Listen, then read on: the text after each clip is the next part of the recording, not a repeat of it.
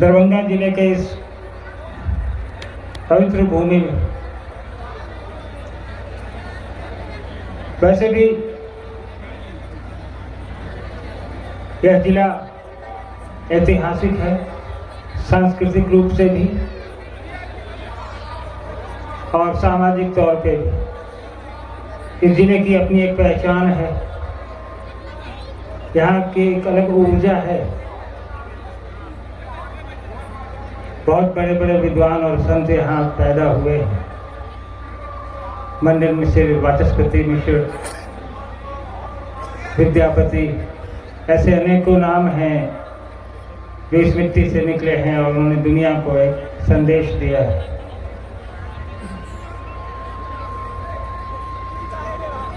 यहाँ के लोग तो स्वतः ऊर्जावान होंगे। वैसे भी अभी परमेश्वर जी बता रहे थे कि ये लगभग कई जिलों का बॉर्डर एक जगह सटा हुआ है, यानी कोसी और मिथिलांचल का संगम आप इस जगह को कह सकते हैं। यहाँ पर हम आपके बीच आए हैं अपने गुरु महादेव की बात करने, अपने साहब और अपनी दीदी का संदेश पूरी दुनिया में पहुँचाने के निमित्त एक यात्रा ये भी है जिसमें आपके दर्शन हो रहे हैं। मेरे गले में थोड़ी तकलीफ है, इसलिए बोलने में दिक्कत हो रही है। आशा करेंगे थोड़ा सा आप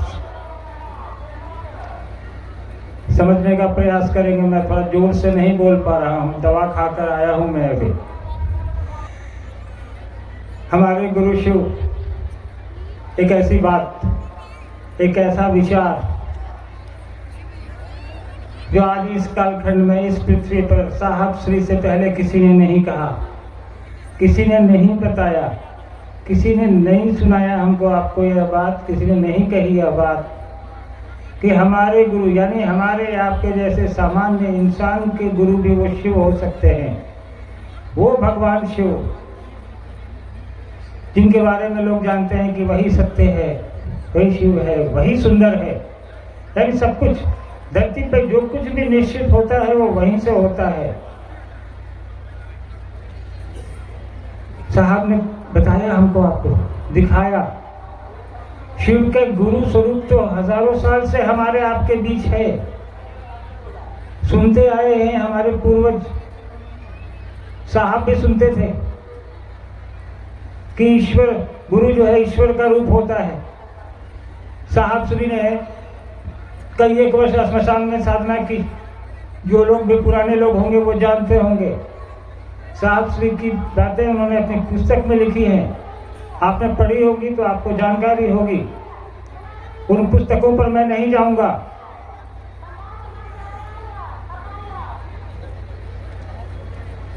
आपको हमको आवश्यकता है कि साहब ने जो कहा, जो हमें बताया, जो हमें समझाया, वो उनकी 40 साल की तपस्या जो श्मशान में और कब्रिस्तान में और सांसारिक गुरुओं के सानिध्य में रह के उन्होंने ली, उसका निचोड़ उन्होंने हमको आपको दिया है और कहा कि हम उसी महादेव को गुरु बनाने को कह रहे हैं जो हमारे आपके बीच आदिकाल से है, अनंत है, न समाप्त होना है न शुरुआत।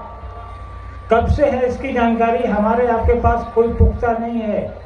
इतिहास की किताबों में तो 10,000 साल से दिखता है कि महादेव विभिन्न स्वरूपों में हमारी संस्कृति में शामिल हैं। अगर आप हम पुस्तकों की ओर जाएंगे तो आप वेद पढ़ें, पुराण पढ़ें, सब में भगवान शिव की चर्चा है। विभिन्न स्वरूपों में वो हमारे जीवन का हिस्सा है, विभिन्न स्वरूपों में वो हमें देते आए हैं। लेकिन हमने आपने आज तक पूरा जीवन बिता दिया भगवान के स्वरूप से जुड़कर। भगवान के रूप में हमने आपने उनसे सब कुछ लिया। अभी आते समय हम लोग कपिलेश्वर मंदिर गए, प्रणाम किया, आशीर्वाद मांगा, अपने लिए भगवान से कहा, दुनिया के लिए आशीर्वाद मांगा, अपने बच्चों के लिए मांगा। सब लोग मांगते हैं। साहब ने बताया हमको कि हम उसी महादेव से जुड़ने को आपको कह रहे हैं जो सनातन से हमारे आपके साथ है। हम और आप लेते तो आए हैं और वो देते भी आए हैं, लेकिन गुरु के रूप में ज्ञान का अवतरण हमारे आपके अंदर कौन करेगा? उस ज्ञान की बात कर रहे हैं जो अध्यात्म से, जो महादेव के गुरु स्वरूप से हमारे आपके अंदर अवतरित होना है। अन्यथा सांसारिक ज्ञान तो हमको आपको घर में मिलता है, बाहर मिलता है, स्कूल में मिलता है।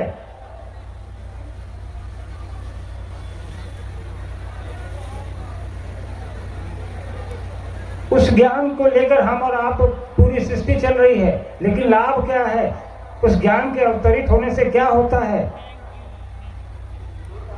सांसारिक ज्ञान हमारे पास भी है, आपके पास भी है, किसी के पास कम और किसी के पास ज्यादा है, तो सबके पास। लेकिन समझ, वो जो समझ विकसित करनी है कि इस चीज का इस्तेमाल कहां पे और कैसे करना है, वो समझ तो हमको आपको एक आध्यात्मिक गुरु ही देगा। वरना संपत्ति तो हम और आप लेके बैठे हैं, किसी के पास कम है, किसी के पास ज्यादा है। भाई भाई को मदद नहीं करता, पिता पुत्र को नहीं करता, दोस्त दोस्त को नहीं करता, भाई भाई में केस हो जाता है, पिता पुत्र में केस हो जाता है, पति पत्नी में तलाक हो जाता है। सब कुछ इसी दुनिया में हो रहा है। पढ़े लिखे लोग भी कर रहे हैं, बिना पढ़े लिखे लोग भी कर रहे हैं। तो संबंध, प्रेम या सांसारिकता, इन सब के बीच सामंजस्य कैसे बिठाना है, ये समझ तो आपको एक गुरु ही दे सकता है। सांसारिक गुरु किताबी ज्ञान देगा, लेकिन किताबी ज्ञान में वो भावनाओं की अभिव्यक्ति नहीं रहती। वो शब्द होते हैं जो किसी लेखक के होते हैं, उसके भाव को आप अपने भाव से नहीं जोड़ सकते। उसके लिए आपको लेखक तक पहुंचना पड़ेगा।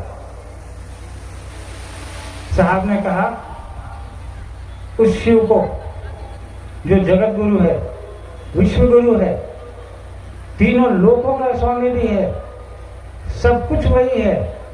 उन्होंने कहा कि जब गुरु भगवान हो सकते हैं तो भगवान गुरु क्यों नहीं हो सकते? रात के 2 बजे जब साहब को शिव की शिष्यता मिली श्मशान घाट में, उसके बाद भी साहब ने 8 साल किसी को नहीं बताया कि शिव मेरे गुरु है, आप लोगों के भी हो सकते हैं।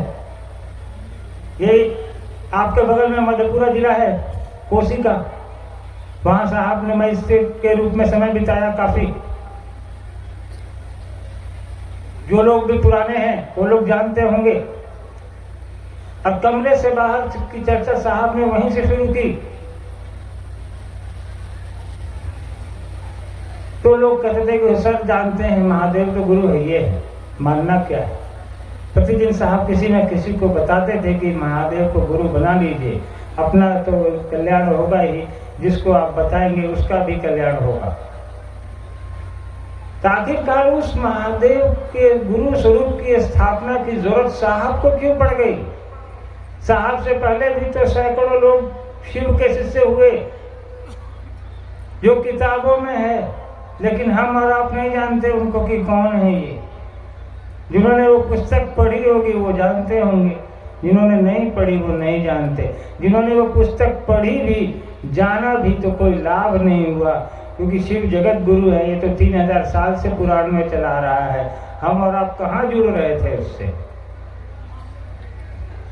साहब ने उस गुरु को, उस महादेव के उस स्वरूप को धरती पर उतारा, हमारे आपके लिए, हमारे आपके लिए सुलभ बनाया, हमारे आपके लिए आसान बनाया, हमारे आपकी पहुंच में ला दिया। कहा कि जुड़ो इससे, कोई पाखंड की जरूरत नहीं है, किसी तरह की दीक्षा की जरूरत नहीं है, किसी तरह के कोई संस्कार करने की जरूरत नहीं है। आप जो है, जैसे हैं, जिस जाति के हैं, जिस धर्म के हैं, किस वर्ण के हैं, आप क्या खाते हैं, आप क्या नहीं खाते हैं, आप क्या पहनते हैं, उससे कोई मतलब नहीं है कि आप अमीर हैं कि आप गरीब हैं। साहब ने कहा अब जहाँ हैं, जैसे भी हैं, उसी स्थिति और परिस्थिति में उस महादेव को अपना गुरु बना सकते हैं।